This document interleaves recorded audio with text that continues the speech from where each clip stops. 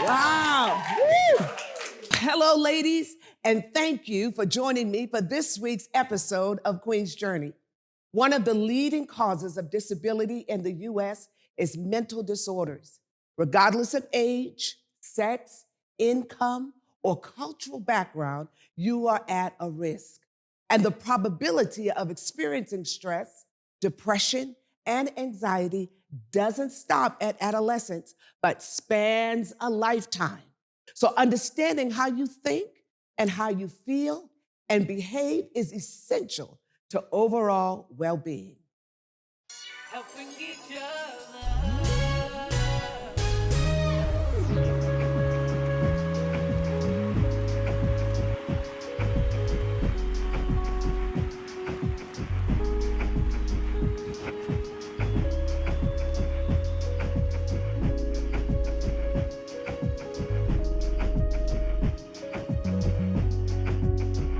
Welcome to Queen's Journey. I am your host, Janeen McBath.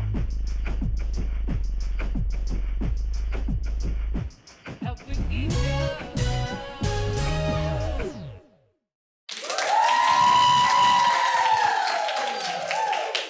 I've sought out the best and brightest in the area to help us understand the importance of mental wellness. She believes in fostering an atmosphere for healing, wholeness, and growth. Please welcome today Jacqueline Glenn. Hey, how you doing? Wow.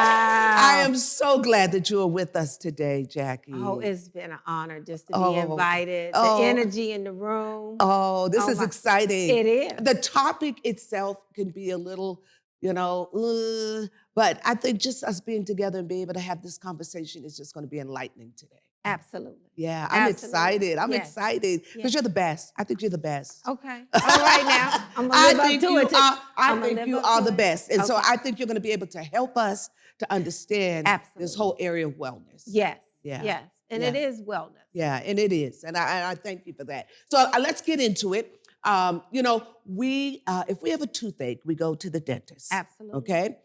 If we have a cough, we'll go to PCP. Correct? Yeah. Why is it so hard for us to go to a therapist to deal with our thinking and emotional health? Because we walk in denial. Okay. I can take care of me. I'm Okay. self-sufficient. Okay. I don't need this. Therapy is kind of looked upon like the dentist. Mhm. Nobody runs there to get their tooth Mhm. taken out. I hate the Nobody dentist. Yeah. goes for the fillings Right. or things like that. Right. But you'll walk around in pain, Right. right? Right. You could have saved that tooth had you went in for what? Right. Prevention. Right. Right. Therapy is like prevention. Okay. You have to take the time out to say something's off or life has changed. Right. I've had a loss. Right. I've had a divorce.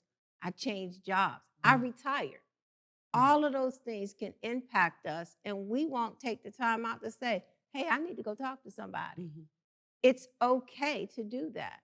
And then they don't get the support. Right. When we say mental health, we're like, oh, Right. Right. okay, that's Right. real serious. I Right. got to get some medicine. Right. We all are dealing with mental health. Right. We just came out of a pandemic. Right. We were shut away. We were isolated. And we're saying we don't need help. Right. We're deceiving ourselves when we don't do that. Right. So ultimately, we have to change what we believe inside of ourselves when it comes to therapy. We have to ultimately ask ourselves, do I want to be better or do I want to stay in silence and suffer? Do I want to isolate and suffer alone? Or do I want to get the help that I need so I can transition to be better than I was before Mhm. or resolve what has been unresolved? Right. Right. Yeah. Right. So we have to have these conversations. I'm Right. so glad we're having it Right. tonight. Correct. Yeah. And it's funny because I think in the pandemic, we were isolated and we stayed to ourselves. And so I see that it's even hard now for people to come back out Right. of that isolation because now they've gotten comfortable in isolation. So even in their pain, they get comfortable in that pain that they don't know how to come out of it. Right. And they oftentimes will self-medicate. Yeah. It's either food, drugs, Right. shopping. We learned Right. how to shop so well online during the pandemic. Oh, yes. Right? Oh, yes. Stores are closing. Didn't we? Yes. Yeah, we did. We don't even go get Yes. groceries anymore. Oh, no. Yes. You know, years ago, we would never trust someone to pick out our eggs. Right. Right? Right. But now we will do that just to avoid that interaction. Right. God did not create us Right. not to be in a community and interact. Right. So the pandemic kind of set us up to shelter even farther away. Yeah. And now we're using electronics, we're using technology to avoid getting back into community, which Yeah. is where we're healthier at. Right. You Right. know? Right. So this is important Yeah. tonight to talk about this. Yeah. We have to break this cycle in our communities. Right. We have to break it with women. Right.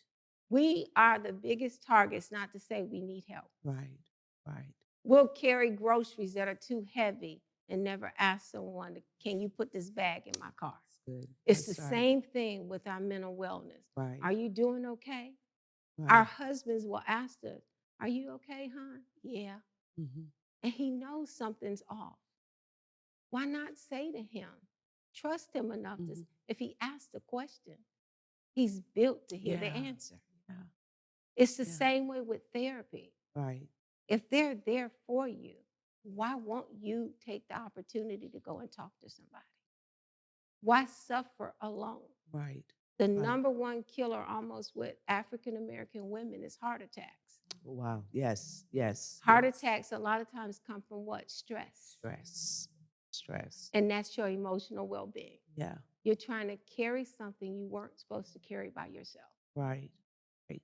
And stress, I know, can take you out. Can take you out. Yeah, stress can Yes. take you out. And it's so easy, right now with so many things going on in our world to get stressed out. Absolutely. I mean, it's just really, really easy. I can imagine someone going to a therapist for the very first time, how overwhelming it can be for them. I was just talking to somebody and I was saying, like, when I go to my marriage therapist, my husband and I, you get off the elevator, you're like looking around, who's watching me?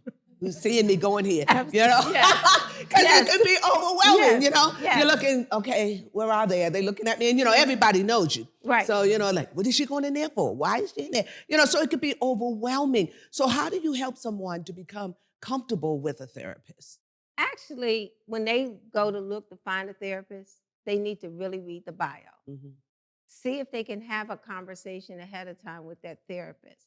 That will tell you who you're engaging with. Okay. If that therapist will take the time to say, I can take a call just to introduce myself and to hear your concern, that tells you that person is invested in their clientele. Mhm. That's number one. Okay.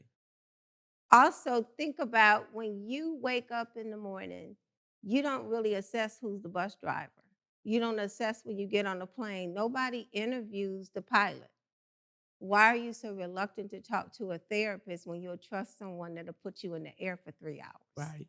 Okay? Right. So we have to really rethink how we walk in that door. Right. What is more important, the people in the room or me? Wow. I'm here for me, not the people in the room. And if they in the room, we all suffering with something. Right. We're all here together for the same cause. Right. Then why won't I walk through that door and have this conversation with somebody Right. that's going to change the condition that I'm in right now? Right. Right. Verify the information. Yeah. Make sure they're credentialed. Okay. You need to check it out. Okay. Go to the appropriate websites, okay? TikTok is not your therapist. Mm. Okay. Whoa. Whoa. Okay. Okay? Okay. I hear it a lot. Why did it come to you, Dr. Glenn? Right. Because I was watching such and such. I said, okay, on TikTok. TikTok. So you suffer for 6 months Okay. with somebody that told you a self-help. It was the same thing in the 70s. We Mhm. bought the books, Right. right? We Right. bought the books. Right. It said, if I think I'm better, I am better. Okay. But it was my own thought. Right. So who checked my thought? Wow. It's the same thing. Wow. It's Wow. just on TikTok. Right. It's the same concept. We have to just go in and trust the process. Right. We get therapy every day. Okay. We cut on our TV. Mhm. Whoever we watching is giving us some kind of Some therapy lesson. Wow. So what you turn on that you don't even know whether it's valid or not is what you're entrusting in your mental wellness. Wow. Okay? So when you start talking about that first time, think about how long have I been suffering? Mhm. How long have I been in pain? This one session could change everything. Right. It's worth the risk. Right, right, right, Weigh the cost. right, Do I want to stay in this place or do I want to transition into something better? right. And I know trust is an issue. Yes. People have problems trusting people. Mhm. Somebody you don't know. They don't know me. I don't know them. How much am I going to say? Mhm. I think the only person, when you were talking about who asked the pilot, Mhm. the only person I know who does that is my husband. Okay. He gets on the plane and asks him, did you sleep good last night? And I'm like, oh, come on already. Let's sit down. Mhm. But people don't really ask, No. But I think it's that whole question of trust, Right.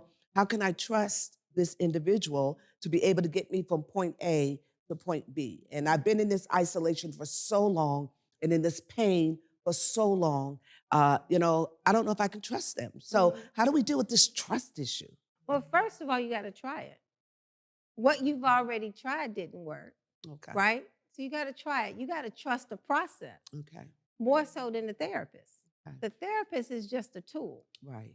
to help you through the process. Right. What you're trusting is the process of Okay. therapy. That's the process. Trust the process. Okay. Making sure that you understand what you actually are asking for. Okay. If I'm looking for a hamburger, I don't go to Chick-fil-A, right? Right. Make sure you get the person for your need. If that Okay. person doesn't specialize in that particular issue, then you need to find that person that specializes Right. in that area. Right. That will help you trust that they know what they're doing. Right. That will help you trust that the process is going to be appropriate for change. Right. But you got to first want to change. That's right. That's right. You have That's to right. walk in the door to say, everything that I've used before has not worked. Right. So what I need to do now is trust something different Right. for change. It's Right. almost like when you trust God, That's right. That's right? It's That's something right. new, never knew him Right. before, That's right? That's right. That's right. Okay. And it's so funny. It's because we have to understand that the therapist is not the answer. No, The answer lies in us. And we have to trust that that therapist is going to lead us to that place of hope. absolutely. That's their job, just to lead us to that place. Exactly. But we have got to do some things ourselves. Right. They We've got to help you take the pull action. back the layers. Yes, yes. There's layers there. Yes. We're already equipped Yeah. with all of the resources and tools. Yeah. We just haven't been able to tap into them because of life circumstances. Right. Right. There to help you get past those layers of pain, past the layers of abuse, past the layers of abandonment. Right. All of those layers Right. that impact you to being the best you, Right. so that you can find the real you. Right. My first question in most sessions is, who are you? Wow. Wow. And I usually will hear their resume, but that doesn't say who you are. Right. When the resume is folded, who are Who are you? And that's what the therapist is supposed to help you get to, is finding out who you are. Yeah. Because you will be who you are in a stressful situation, in a good situation, That's when right. you know who you You are. That's right. That's so good. Oh my goodness. This is so good, ladies, but we have got to take a commercial break. So we're going to come back at it and we're going to talk some more. Okay. So let's take this commercial break.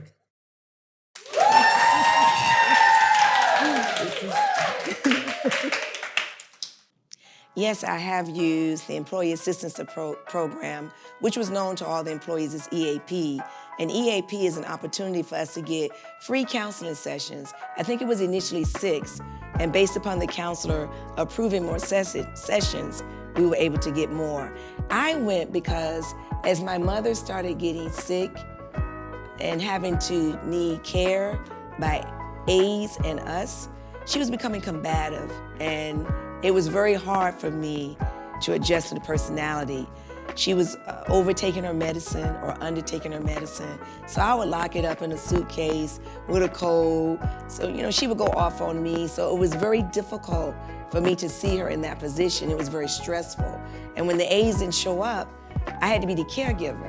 Of course, I loved my mom and wanted to care for her, but it was, again, very stressful. So I went to counseling.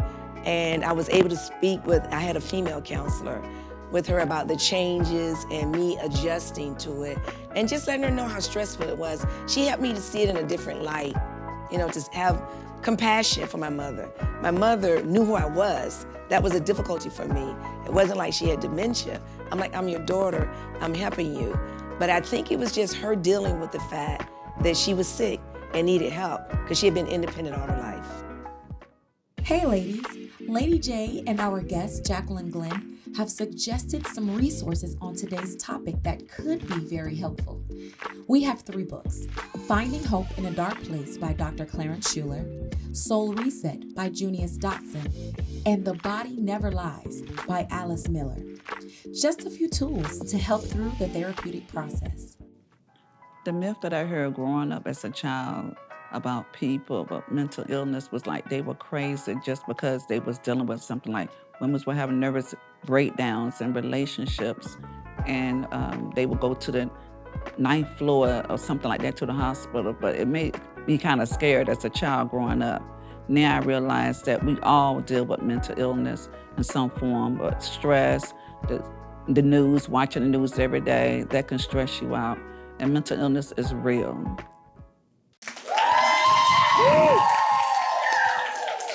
Oh, this is so good. I'm Yes. glad we're back. Yes. And I have some questions from our audience Okay. that I would like to kind of share with you. Is there a red flag in therapy to be aware of? Are there any topics that should be off limits? Okay. Probably some of the biggest red flags is when somebody is asking questions that are not related to your therapeutic needs. Okay. If you're coming in for anxiety, then why are they asking about your credit scores and your bills Wow. and your personal Okay. relationships? Crossing the line. Okay. Definitely crossing the line. If they're even pushing a political opinion Okay. or view, crossing the line, that is not the therapeutic Right. relationship. So it's a red flag.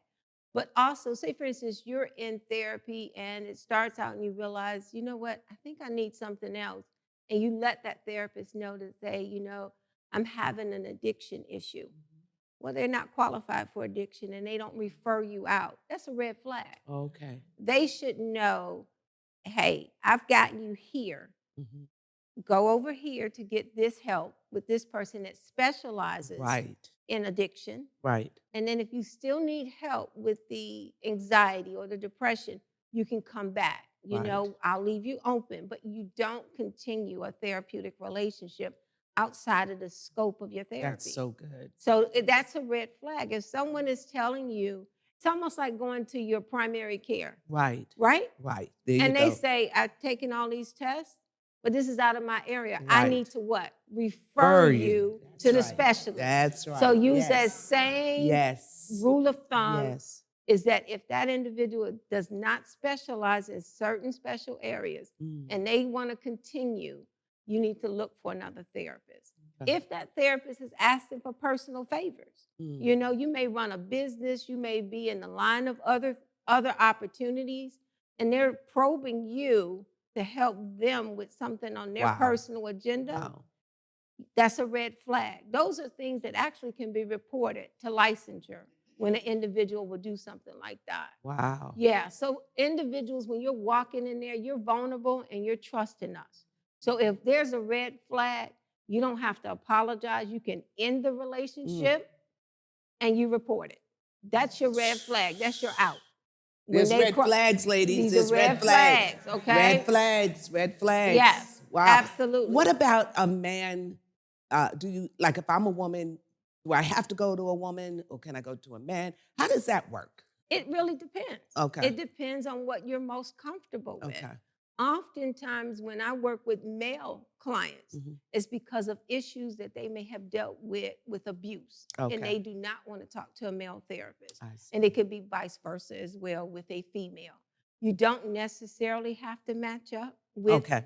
gender to gender. It is your own preference. Okay. And if the person is qualified. Right. Right. Okay. Yeah. Now, if that relationship crosses and it becomes romantic, Yeah. that's a problem. Okay. Yeah. You should not be looking at your therapist that Okay. way, and he doesn't Okay. need to be looking at you. Right. And vice versa. Right. Gender. Right. It should not happen as well. So you have to be Wow. careful across the board. Right. When you're talking about that relationship, it is professional. Right. Okay. If there happens to be a relationship outside of that relationship, it can't be built for 3 years according to state laws. Right. So you have to maintain that professional line. If that red flag comes, you don't apologize, you don't justify, you just don't reschedule. Right. Right. It's just that Okay. simple. You Okay. just don't reschedule. Okay. You don't reschedule. Right. And you look for another referral. Okay. And a good source for a referral is your primary care Okay. physician. You can ask them, say, hey, I went to someone, I wasn't satisfied, things didn't go as well as I anticipated. Who do you recommend? Right. Because then you have someone that you know is referencing a qualified Right. person. And your primary care physician knows you. Yeah. And they know what you're actually dealing with. Absolutely. So that's really good. Yes. Okay. All right. Understand, someone said, I understand that there is a mismatch between supply and demand within mental health care. What can someone do in between needing therapy and finding a therapist? Well, first, they need to really look for support Okay. amongst their sisters, amongst their own community. Look for support. Find that person that you can entrust to say, hey, I've been walking through some things. I think I found a therapist, but my appointment is in 2 weeks. And in 2 weeks, can you walk with me and check in with me? You're not asking them to replace a therapist. What you're Right. asking them to do is just really hold you accountable, Right. to follow through, and to support you Right. in that process. Right. And even once you get into therapy, the therapist is going to ask you, what's your support? That's good. Who's your support circle? Right. And find someone that's not so familiar with you. Okay. That's that person that'll tell you the truth. Right. They will follow up and say, hey, Jackie, did you make that appointment? Well, if it's somebody that's real close to me, they're not going to check me as much as somebody that Right. doesn't know me that well, right? That's right. That's Right? right. That's right. So you That's find right. somebody that you can trust, that knows you well enough, but not to the point that they cannot hold you accountable. Right. Okay? Right. Yeah. So what do you do with an individual, who does want to hold you accountable, but they feel inadequate in being able to help you because of the things that you're going through mentally, emotionally, they just feel inadequate. And you know what? If they tell you that, that's a good friend. Okay. Seek someone else. Okay. Because if they're not available emotionally themselves, or Right. they're not available because Right. of what's going on in their Right. life, and they tell you that, Right. then you look for someone else. And you could even ask them, do you suggest somebody? Because they may know somebody that's not as close to you, Mhm. but they entrust to say, you know what, try reaching out to so-and-so. Right. And maybe they can help you in the interim of that. That's We have good. a community of women, and what I find is our circle is too small. Right. That's so true. Our circle is true. too small. That's We true. need to extend beyond We do. the ones that we contact on a regular Yeah. basis. That's so good. That is so good. Isn't that good, ladies? That's so good.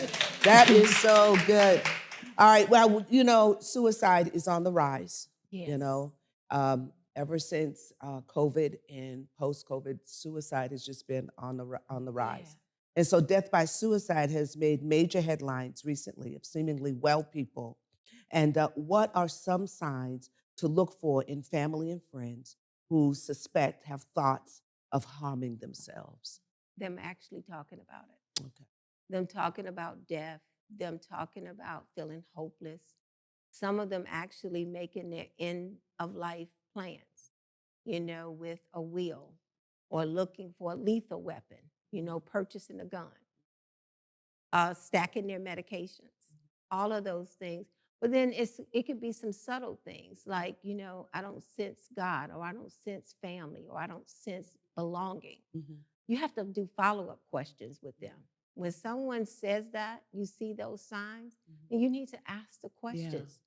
And ask them in a place that you can see them face to face. Yeah. You can look in their eyes, because then you can really tell what's really going on. Right. If they stop eating, if they're not sleeping, or they're sleeping too much, or they're using drugs and alcohol, all of those are signs and indicators that a person is probably giving up hope on life. Right. Wow. Yeah. Yeah. The signs are always there, though. Yeah. But it's so hard sometimes, Jackie, because And I've read these stories of, young women that, their parents, nobody even knew that there was something going on. They never said anything. They were just doing fine. I thought about this young lady who was in one of these beauty pageants. She was just doing well, just going along her way. And then all of a sudden she jumps off the roof. So how do you help someone that you don't even know that they're going through? Usually they do tell you. You just don't. You read. can't You find the just side. don't see it. You think they say, and there were statements later, just by that particular story, that indicated they were concerned about aging. That was a sign. It might have seemed small to everyone else, but for her, in that moment, aging Wow. gave her a sense of hopelessness. Wow. It's just that small because guess what? We live off of beauty. Yeah. Right? That's so true. We live off of That's what we so look true. like That is and so whether true. we age or not. I mean, we could make billions of dollars just with ageless products, That's right? so true. That is an industry. That's so we true. have to think about those little subtle statements. We have to do a follow-up Wow. because they're always an indicator there. Right. It's either by verbal or behavior. Right. There's things that will change if they've been normally a social butterfly and attending and they Yeah. start, turning down invitations or Yeah. not showing up for events. That may be an indicator that something else is going on. Wow. Yeah. Awesome. This is so good, Jackie. I mean, you're helping somebody. I know you're helping me, but you're helping somebody who may be battling with either those attempts or those thoughts or something, Yeah. mental illness, something. Today, I think you've helped them. You've planted some kind of seed I in hope them so. today. I I hope believe so. it. Yes. Yeah, Wow. I hope so. Well, Dr. Glenn, before we close out this week's episode, I wanted to ask you one last question. Okay. And we all have something that we carry with us along our journey. Do you have an item that you cannot do without? The sunrise, Wow. Why did you say the sunrise? because I know it's a new day. Wow, that's beautiful. Oh my goodness. Yeah, the sunrise. So wherever I'm at, I capture the sunrise because I know it's a new day. Wow. The one I never saw before. Right. And whatever possibilities are out there, Wow. they just began. Wow. And I like the saying, I'd always say that every day deserves a chance. It does. Yes. It does. Wow. Yes. That's so awesome. Yeah. Woo! Well, Queens, I hope you found today helpful. And I look forward to our next gathering, showing and sharing how we do life together to strengthen and encourage one another along this Queen's journey. Feelings are often dismissed because they are not facts. So when I was growing up, being number 8 of 9 children, your feelings can be dismissed. So my feelings were acknowledged by, I would say even some of my older siblings, just being able to recognize maybe if I was feeling sad about something or excited about something, maybe a birthday. So it wasn't always my parents immediately because they had the whole house to care for. But, one of my siblings may say, hey, you okay? I had 5 brothers. Hey, you cool? And so I could tell if they had time to really hear the story or they were just doing a check. So I think that, throughout the day or maybe the weekend as we were wrapping up in the evening, everybody was getting ready for bed, they would just kind of check in. And then my parents, when we were ready for bed, they would say, hey, is everybody okay? Are you okay? Did you get this done? But I do agree with you. Sometimes feelings can be dismissed because they're not facts. And as you get older, you don't always show that you're feeling a certain way in your family. So I think that it becomes more investigative, now you're not eating your whole meal or you're not wanting to go out with your friends. So it becomes a way where it's the whole family that's trying to figure out, is everyone okay?